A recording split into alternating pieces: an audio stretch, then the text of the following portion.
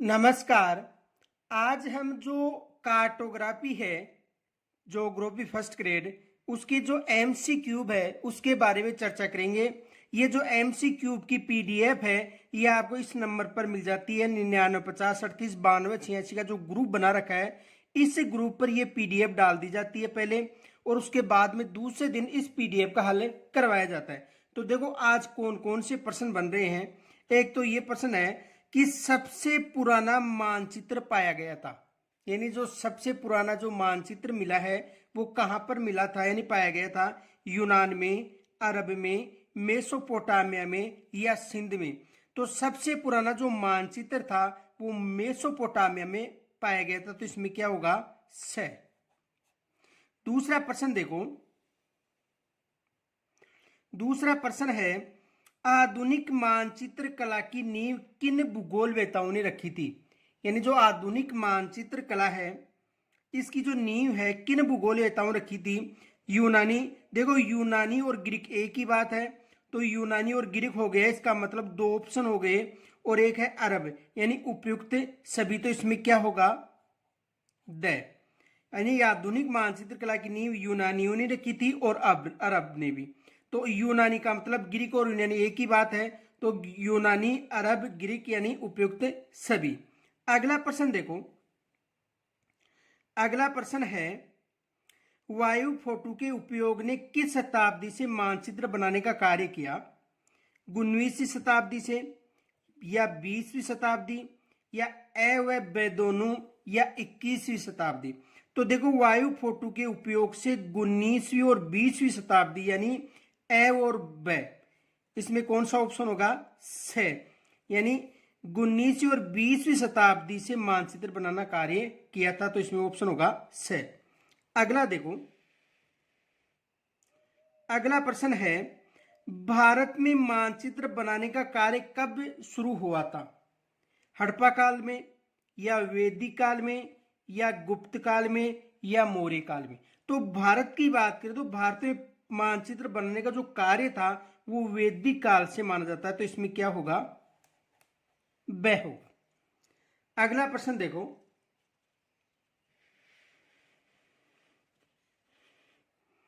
अगला प्रश्न है प्राचीन भारत के विद्वानों ने संपूर्ण विश्व को कितने द्वीपों में विभाजित किया था। 5 द्वीपों में, या 7 द्वीपों में, या 9 द्वीपों में, या 15 द्वीपों में।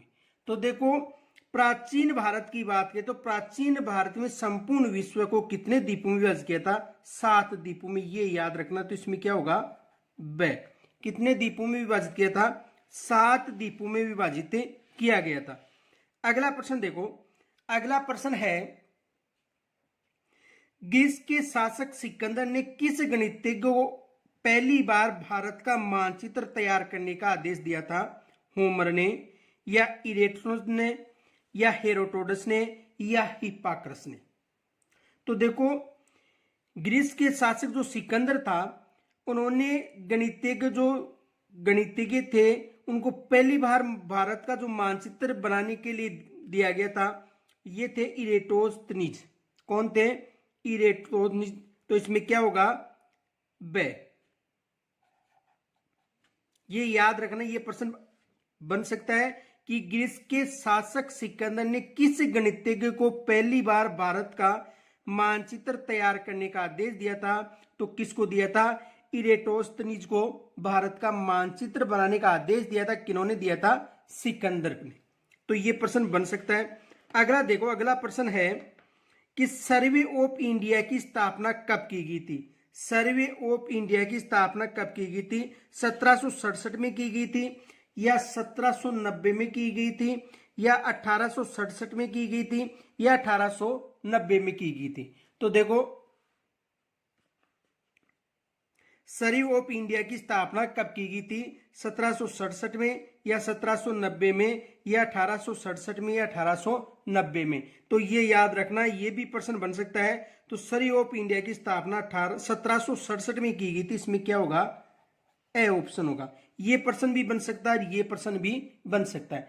आगे देखो अगला प्रश्न, मापनी के आधार पर मानचित्र को वर्गीकृत किया जाता है। अगला प्रश्न है कि मापनी के आधार पर जो मानचित्र है उनको वर्गीकृत किया जाता है, वृत्त मापनी, लघु मापनी या ए व ब दोनों या एटलस मापनी। तो मापनी के आधार पर वृत्त मापनी और लघु मापनी दो भागों में मानचित्रों को वर्गीकृत किया जाता है। तो इसमें होगा स यानी ए व ब दोनों। तो इसमें कौन सा ऑप्शन होगा? स। अगला प्रश्न देखो, अगला प्रश्न है पहला मापक आधारित मानचित्र किसने बनाया था? तो पहला मापक आधारित मानचित्र हेनरिच बेरन ने बनाया था, या टोल्मी ने बनाया था, या थेल्स ने बनाया था, या अनेक्जिमेंडर ने बनाया था। तो पहला मापक आधारित जो मानचित्र था वो किन्होंने बनाया था? अनेक्जिमेंडर। तो इसमें कौन सा ऑप्शन होगा? ड। अगला प्रश्न देखो, मानचित्र कला का पिता कहा जाता है? अनेक्जिमेंडर को कहा जाता है, या टोल्मी को कहा जाता है, या हिप्पार्कस को कहा जाता है, या हेरोडोटस को कहा जाता है। तो देखो मानचित्र कला का जो पिता है वो क्लाइडिस टोल्मी को कहा जाता है। तो इसमें कौन सा होगा? ब। अगला प्रश्न देखो,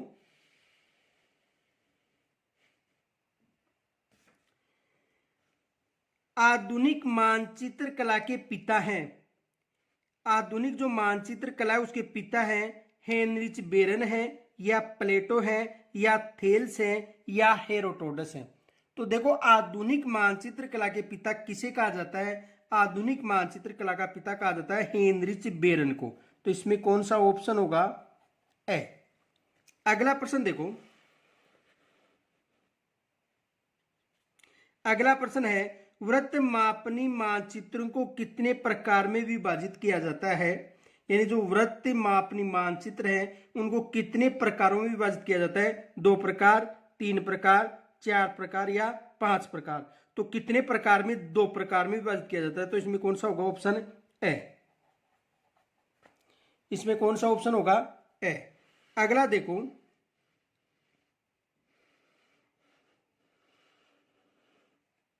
अगला प्रश्न है कि एक मानचित्र जिसकी मापनी, देखो ये एग्जाम में प्रश्न आ भी चुका है 2 बार।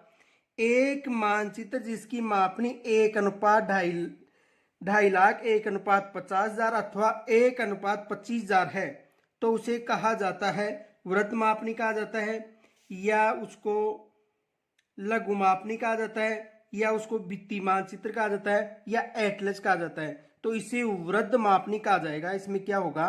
ए।